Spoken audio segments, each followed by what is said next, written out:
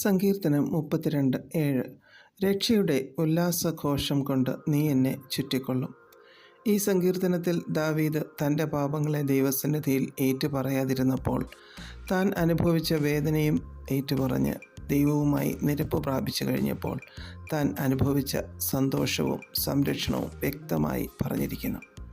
ദൈവത്തിൽ നിന്ന് പാപത്തെ മറച്ചു പിടിച്ചപ്പോൾ ദാവീദിന് തൻ്റെ അസ്ഥികൾ ക്ഷയിച്ചു പോകുന്നത് പോലെയും മജ്ജ വറ്റിപ്പോകുന്നത് പോലെയുമൊക്കെ അനുഭവപ്പെടുവാനിടയായി തീർന്നു. എന്നാൽ കൃപാസനത്തിലേക്ക് ചെന്ന് തൻ്റെ ഹൃദയത്തെ ദൈവസന്നിധിയിൽ പകർന്നപ്പോൾ ദാവീദ് മറ്റൊരു വ്യക്തിയായി തീർന്നതുപോലെയായി. കഷ്ടത്തിൽ രക്ഷയുടെ ഉല്ലാസഘോഷം ജീവിതത്തെ ചുറ്റി നിൽക്കുവാൻ ഇടയായി തീർന്നു. ഒരു വ്യക്തി അതുപോലെ രക്ഷ ഏറ്റുപറയുമ്പോൾ സന്തോഷവും ഉല്ലാസവും ഒക്കെ ദൈവം അദ്ദേഹത്തിന് നൽകുവാൻ ഇടയായിത്തീരും. 10-ാം വാക്യത്തിൽ യഹോവയിൽ ആശ്രയിക്കുന്നവനെ ദയ ചുറ്റിക്കൊള്ളും എന്ന് പറഞ്ഞിരിക്കുന്നു.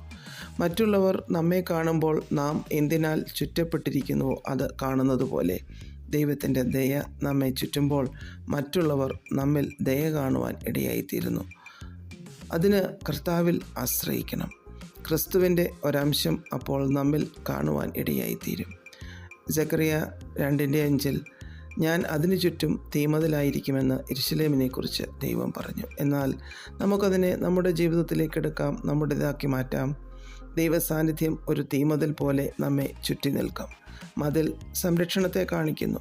തീമതിലാണെങ്കിലോ ഒരു ശത്രുവിനും അടുത്തുപോലും വരുവാൻ സാധിക്കാതെ വണ്ണം ദൈവം നമ്മെ ചുറ്റി പരിപാലിക്കുമെന്നർത്ഥം. സങ്കീർത്തനം 125:2 പർവ്വതങ്ങൾ യെരൂശലേമിനെ ചുറ്റിയിരിക്കുന്നു.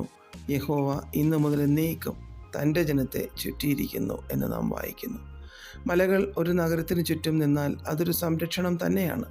അതിലും എത്രയോ സുരക്ഷിതവും ഉറപ്പുള്ളതുമാണ് ദൈവത്തിൻ്റെ സംരക്ഷണം. ദയയാൽ, സ്നേഹത്താൽ, സന്തോഷത്താൽ, തൻ്റെ സാന്നിധ്യത്താൽ ഒക്കെ നമ്മെ ചുറ്റിപ്പരിപാലിക്കുന്ന ദൈവത്തിന് നമുക്ക് നന്ദി പറയാം. രക്ഷയുടെ ഉല്ലാസഘോഷത്തിൽ നിലനിൽക്കുവാനുള്ള കൃപയ്ക്കായി യാചിക്കാം, പ്രാർത്ഥിക്കാം. പ്രിയപിതാവേ, അങ്ങയുടെ ആഴമേറിയ സ്നേഹത്തിനായി നന്ദി. യേശുക്രിസ്തുവിൻ്റെ നാമത്തിൽ ആമേൻ. God bless us all.